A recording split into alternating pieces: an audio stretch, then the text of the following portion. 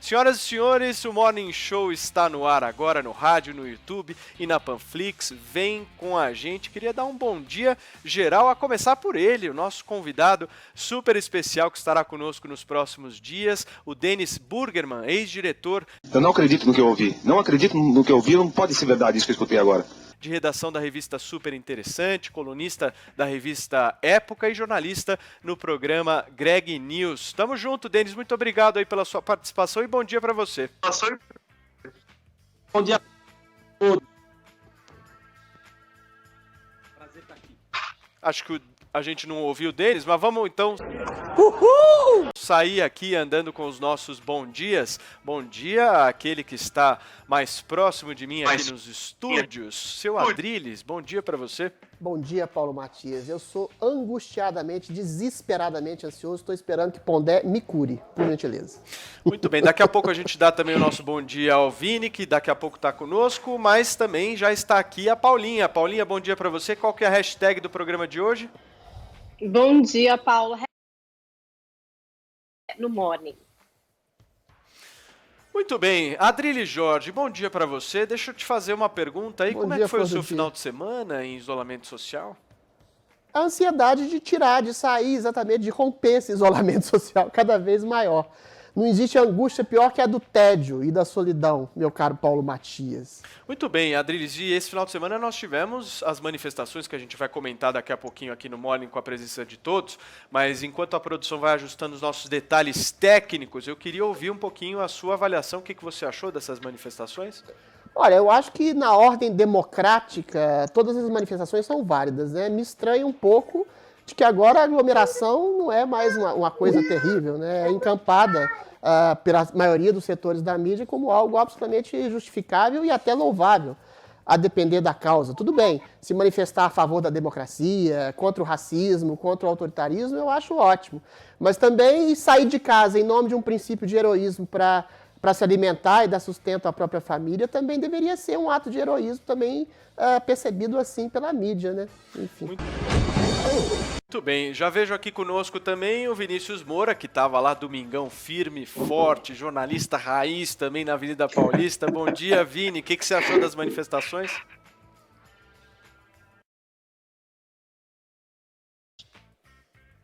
Muito bem, agora sim, agora a gente já escuta o nosso Dennis Burgerman, que vai participar conosco aqui do Morning Show nos próximos dias. Dennis, bom dia para você, tudo certo? Queria uma avaliação sua das manifestações de ontem. Bom dia, tudo certo? Estão me escutando agora? Estão? Não. Vocês estão me ouvindo?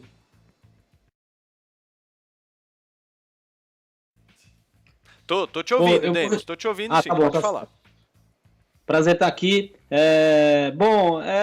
Desses grandes dilemas, né? As manifestações de ontem, o ideal é que elas não tivessem acontecido, o ideal é que a gente tivesse...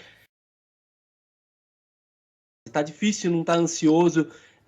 Aqui no Brasil, o país do mundo que está lidando pior com a pandemia, o país que está mais colocando em ameaça a vida da população e a economia, né? Okay. Esse governo está quebrando a economia brasileira. Informação que ele bebeu muito, bebeu.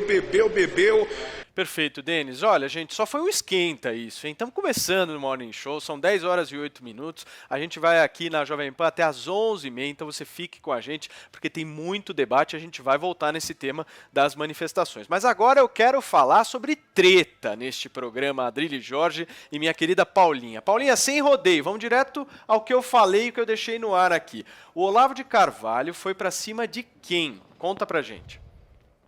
Ainda bem que a treta não é entre eu e o Adrilles, né? Bom, o Olavo de Carvalho foi para cima de Jair Bolsonaro, queridos. Que loucura, né? Esse vídeo postado aí nos canais oficiais do Olavo de Carvalho. Ele conta que sempre foi perseguido desde os tempos do Orkut, que está sendo processado e que, ao invés de contar com a ajuda do presidente, ganha condecorações. Não sei se ele dá muita validade aí para essas condecorações. Vamos conferir um trecho desse vídeo. Não é meu amigo, não. Você simplesmente se aproveitou. Tá certo? E vai me dar uma condecoração? Que é condecoração no... Tá certo? Eu não quero mais saber. Tá entendendo? E outra coisa, você não está agindo contra os bandidos. Você vê o crime, Eles cometem o crime, você os presencia em flagrante e não faz nada contra eles. Isso chama-se prevaricação. Quer levar um processo de prevaricação da minha parte? As pessoas não conseguem derrubar o seu governo, eu derrubo. Continue inativo, continue covarde, eu derrubo essa do seu governo.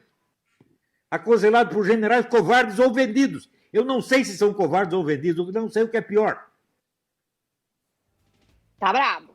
Ele tá brabo, e aí ele seguiu fazendo uma série de posts, eu vou ler alguns, para focar mais nessa história dele com o Bolsonaro, né? Ele pôs lá, o que é que o Bolsonaro na presidência fez contra o avanço do comunismo?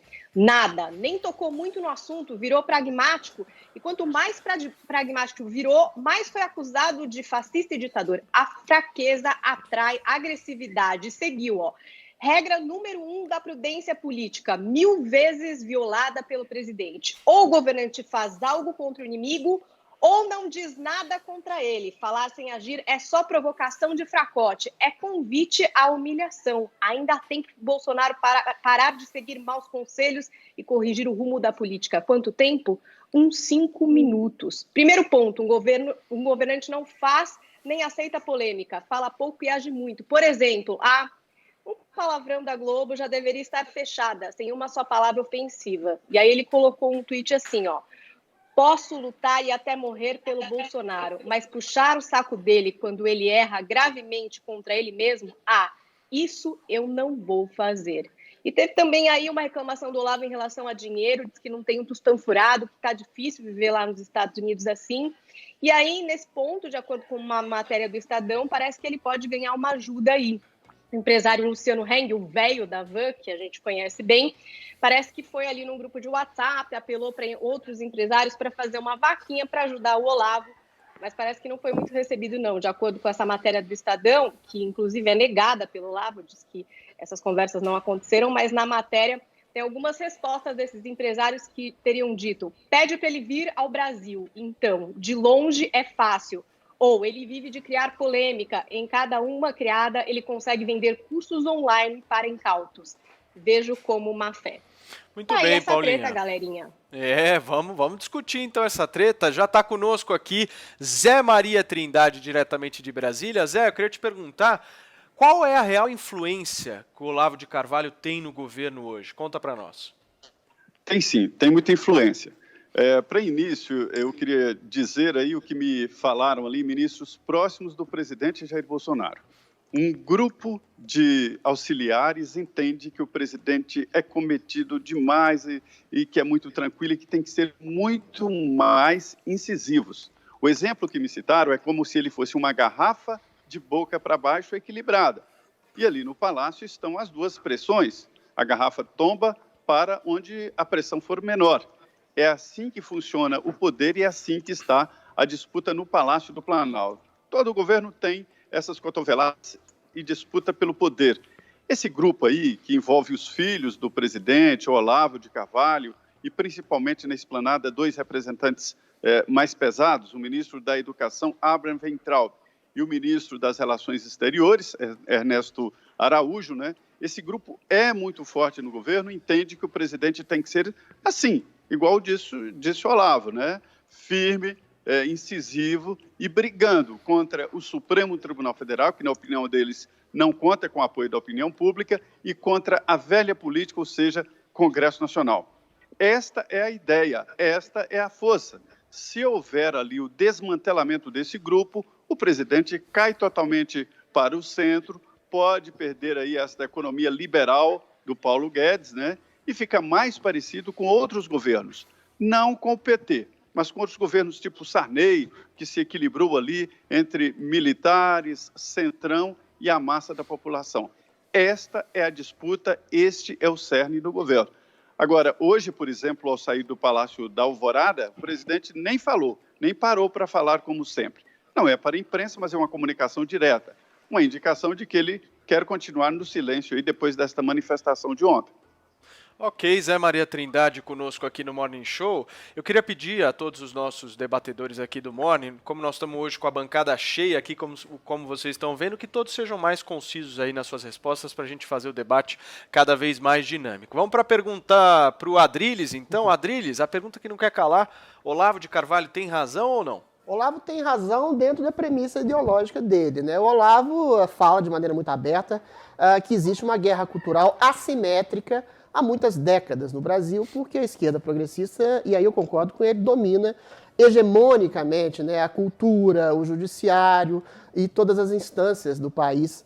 Então não adianta você, de alguma forma, tentar um diálogo, segundo a premissa do Olavo, com essas instâncias, com a mídia, com o judiciário, porque elas vão, de alguma forma, ou, aliás, de toda forma, tentar te atropelar e te massacrar, visto como um inimigo, usando as devidas normas do establishment, né? Segundo o Olavo, a premissa é atacar o establishment para fazer um governo para além dessas, entre aspas, milícias progressistas que tanto realmente, eu concordo com o Olavo, atacaram e o condenaram ao silêncio durante anos. O Olavo era um best-seller que não era sequer citado na mídia. E isso acontece com o Bolsonaro. O Bolsonaro já teve matérias fazendo ilações do nome dele com o assassinato da Marielle. O Jair Bolsonaro é o tempo todo associado a práticas nazistas, fascistas, racistas. E o Bolsonaro nunca sequer moveu um processo contra essas mídias ou essas pessoas que o atacaram de maneira gravíssima. A gente vê, por exemplo, no último caso, o Celso de Mello comparando o governo Bolsonaro à República de Weimar sem dar nenhum tipo de indício. Ou seja, há uma guerra cultural em curso. Essa guerra cultural, o Olavo, de maneira aguerrida, radical, como conservador declarado, pratica essa guerra há muito tempo e acha que o Bolsonaro está dando margem para o inimigo esmagá-lo, né? E não há nada que não seja ideológico, inclusive a tecnocracia positivista de militares dentro do governo que o Zé Maria falou, também é uma ideologia. Essa é a premissa do Olavo. Tudo é ideologia. É engraçado que essa frase, tudo é ideologia, pertence a um pensador chamado Karl Marx, né? Os radicais se unem de alguma forma. Agora, eu concordo com o Olavo no seguinte, existe uma hegemonia progressista de esquerda no país e é sempre bom para a democracia que todas as vozes se cruzem, todas as vozes estabeleçam um diálogo. Quando você tem um diálogo de cima para baixo, você tem uma ditadura subliminar cultural. Ok, vamos ouvir então o nosso convidado Denis Burgerman. Denis, eu não vou nem te perguntar se o Olavo tem razão. Eu quero saber, meu caro, se o Adrilles tem razão. Denis, responde para nós. Se o Olavo tem razão, o Adrilles provavelmente tem também, porque ele é um estudante fiel da cartilha do Olavo. Conheço bem... você é quando dá crédito a essas teorias conspiratórias, todo mundo persegue vocês, o problema, a sua poesia nunca foi reconhecida porque os editores são todos comunistas, e assim, esse é o mundo que a gente vive hoje, o mundo da vitimização, o mundo do mimimi. Conheço bem o Olavo. Sei. Já fiz uma reportagem de capa na revista Época recentemente, me matriculei no curso dele, passei bastante tempo próximo dele, tentei muito conversar com ele, ele não conversa, né? Ele não costuma, ele quer ter controle da informação, né? O Olavo ele é paranoico. O que aconteceu ontem não é surpresa para ninguém que conhece a figura. Tocam numa nota, que é uma nota que parece que faz muito sucesso nos dias de hoje, aí eu não estou falando de esquerda e direita, é a nota do ressentimento e da raiva. Ele mobiliza pela indignação.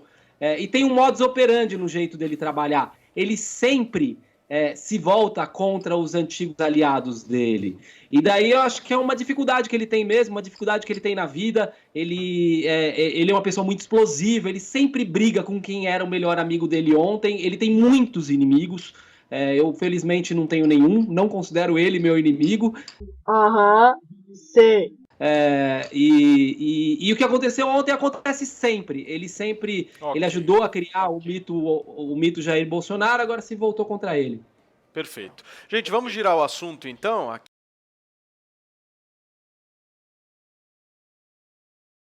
E eu acho que tem uma coisa importante da gente pensar aí, que é indignação como combustível. Eu acho assim, esse é muito o papel do Adrilles aqui nesse programa. Ele fala coisas que deixam as pessoas indignadas e isso aumenta a popularidade dele, né? A gente falou do Olavo. Ok, Denis, eu preciso passar a palavra agora para Paulinha. Denis. Como é que a gente faz com que a indignação seja um combustível menos poderoso na decisão dos rumos desse país? Perfeito. Vamos lá, Paulinha.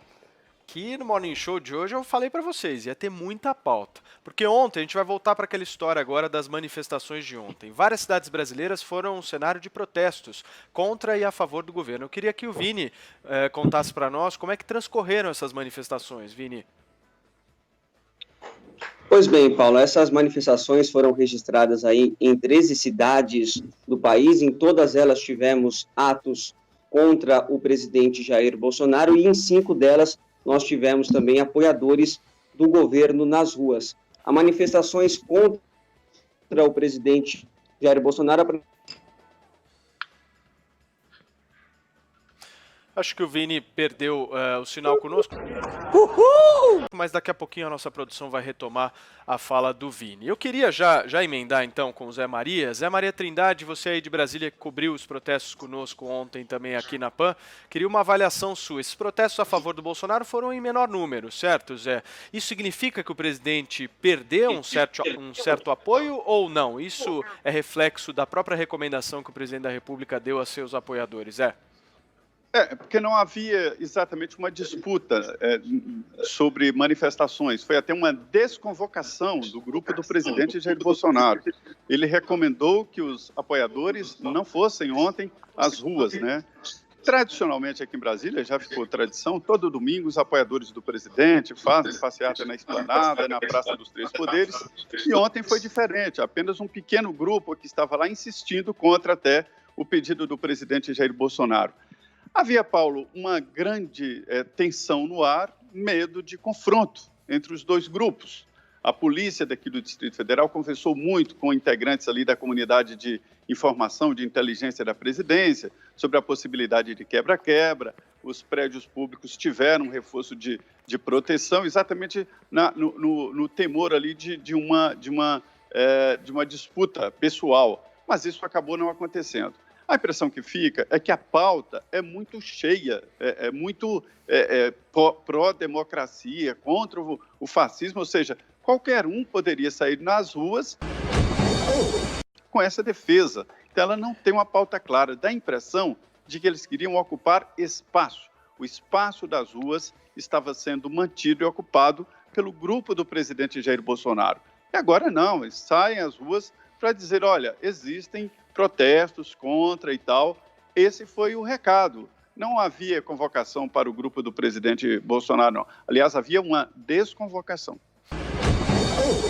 Ok. Gente, eu queria aqui, em nome da nossa produção, pedir desculpas para vocês por essas interrupções, essas quedas de conexão. Afinal de contas, estão todos nas suas respectivas casas. Nós estamos preservando aqui o isolamento social colocado pelas autoridades médicas. Então, a gente pede aqui a todos a compreensão por essas oscilações, mas o debate segue aqui no Morning Show super quente. Deixa eu botar um pouco de pimenta nesse debate, seu Denis Burgman. Agora eu quero te perguntar.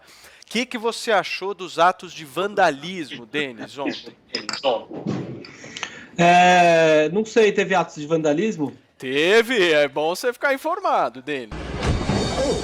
Teve depredação de agências bancárias na Rua dos Pinheiros, teve enfrentamento com a Polícia Militar na Rua dos Pinheiros, teve descumprimento, inclusive, de acordos que foram feitos entre a polícia e os manifestantes. Eu queria que você comentasse um pouco sobre isso.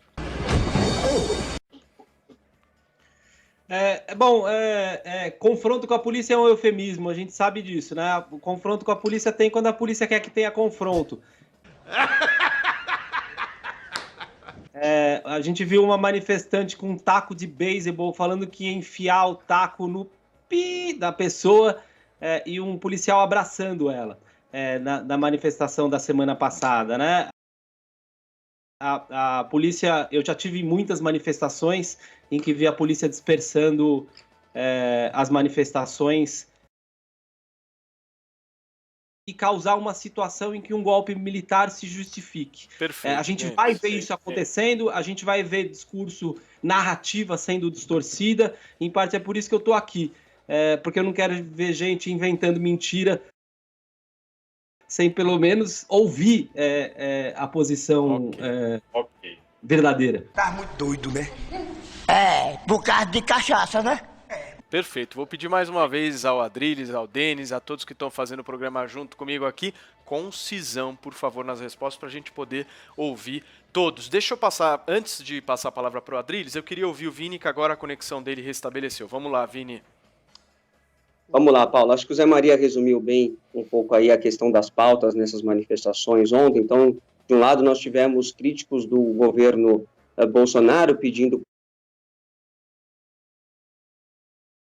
paulista, e o grupo contra o Bolsonaro iria para o Largo da Batata. Então, assim, eles ficariam bem divididos. As duas manifestações, Paulo, eu acompanhei aqui da Avenida Paulista ontem, durante todo o dia. Foi uma manifestação pequena, mas bastante pacífica. A do Largo da Batata foi um pouco maior e também se encaminhava para ser uma manifestação pacífica. Porém, no final, uma parte desses manifestantes começou a marchar rumo à Avenida Paulista, e aí a Polícia Militar foi obrigada ali a montar uma barricada para impedir o avanço desses manifestantes. Por muito tempo houve um diálogo para que eles não avançassem, para que eles não fossem até a Avenida Paulista, porque havia uma determinação judicial, e aí alguns desses manifestantes acabaram depredando uma agência bancária ali na região de Pinheiros, jogaram pedras também contra esses policiais, que responderam com bombas de efeito moral e gás lacrimogêneo, e alguns dos manifestantes acabaram sendo detidos também. A gente está vendo aí um tweet, podemos voltar com o tweet da Polícia Militar, que diz que o grupo de vândalos passou a hostilizar os policiais e depredar bancos na região, e a viatura da PM também foi atingida e teve o vidro quebrado. Foi preciso uma ação para dispersar esse grupo e restabelecer a ordem pública. 16 pessoas foram conduzidas aí até um distrito policial, Paulo. Ok, Vini, vamos ouvir então agora o Adriles sobre os protestos de ontem. O Denis tem razão pelo avesso, né? Realmente existe uma manipulação da informação, sobretudo pela mídia. Ontem, vendo um programa de televisão, eu achei que eu estava num mundo bizarro, pelo avesso. Um ou outro cartaz, que realmente pedem o AI-5, o fechamento de congresso, um ou outro cartaz transformam toda a aglutinação de uma movimentação sociopolítica em nome de um apoio ao presidente, de críticas legítimas ao judiciário e ao legislativo. Essa narrativa midiática transforma pela exceção desses cartazes, no movimento antidemocrático. E o movimento que se diz antidemocrático, em que seus manifestantes trazem paus, pedras, coquetel molotov, soco inglês, explosivos, e que toda vez que vão se manifestar recaem em violência sistemática, depredações, violências contra pessoas, contra policiais, essa manifestação, porque se intitula antidemocrática e se inclui na narrativa hegemônica de uma mídia pseudo-progressista e de esquerda, é vista como antidemocrática. Ou seja, hoje, basta você sair às ruas dizendo que é contra o Bolsonaro, que é antirracismo, que é antifascismo, você pode quebrar bancos, você pode pichar lugares, você pode bater na polícia, que você vai ser visto pela mídia como exatamente uma pessoa democrática, graças a essa guerra cultural que o Olavo de Carvalho diz com tanta razão, que beneficia uma só parte, que é a hegemonia da mídia, a hegemonia da cultura, a hegemonia do judiciário, que querem a todo custo demonizar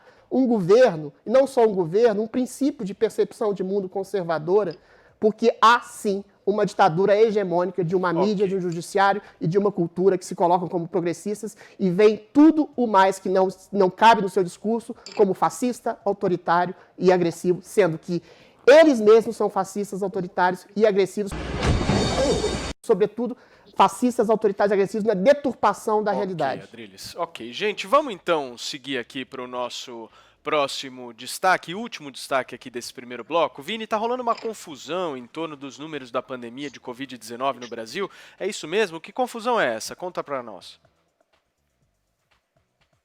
É isso, Paulo. Olha, ontem o Ministério da Saúde divulgou 2 dados diferentes sobre os números da pandemia aqui no Brasil.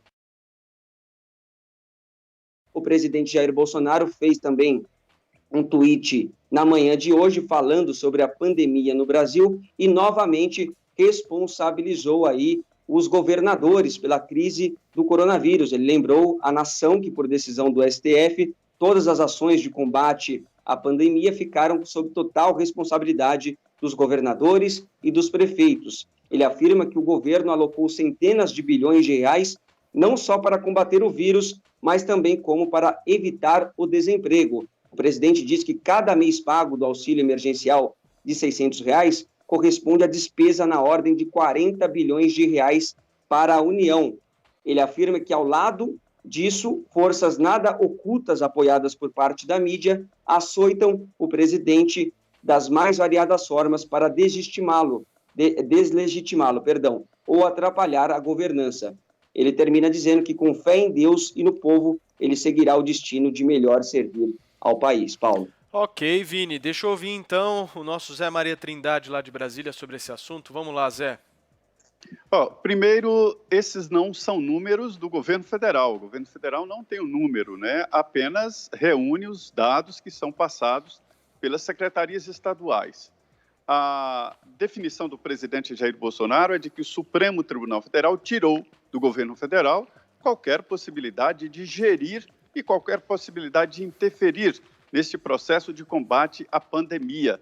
E dá demonstrações claras de que, se houvesse esta coordenação e esse mando do governo federal, seria diferente, né? Seria uma restrição maior para os vulneráveis e que o comércio ficaria aberto, evidentemente, com todos os cuidados. Agora, eu antecipei aqui, Paulo, aqui mesmo no More, né, uma decisão do presidente Jair Bolsonaro em refazer esses números, ou pelo menos fazer uma checagem, e isso está sendo feito. O governo federal está fazendo pente fino estes números sobre morte de quem morreu do coronavírus ou com o coronavírus, ou quem nenhum nem outro, e o atestado de óbito veio com o corona. É assim nas epidemias e pandemias. Existe mesmo esse conceito de, na dúvida, coloca como se fosse. Agora, essa divulgação dos números aí, Paulo, provoca reações. A primeiro, os veículos de comunicação, isso é novidade, estão fazendo um pool para acompanhar, mas nunca serão os números oficiais. E também os estados estão criando uma plataforma para divulgar os números.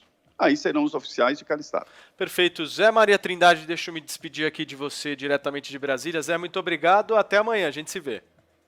Pois bem, obrigado. Bom dia a todos. Vamos lá, vamos ouvir então Denis, em seguida o Adriles. Vamos lá, Denis. Tá difícil defender essa, né? Ficou claro aí, o Zé sempre faz um esforço de fazer a assessoria de imprensa do governo e trazer a opinião oficial, mas tá difícil de defender essa. Ih, rapaz. Eu acho que esse é um momento muito trágico. Eu tô em luto aqui e é muito terrível o que está acontecendo. A gente sabe que democracia nos tempos de hoje não acaba de um dia para o outro, né? Não são mais tanques na rua que tomam o poder.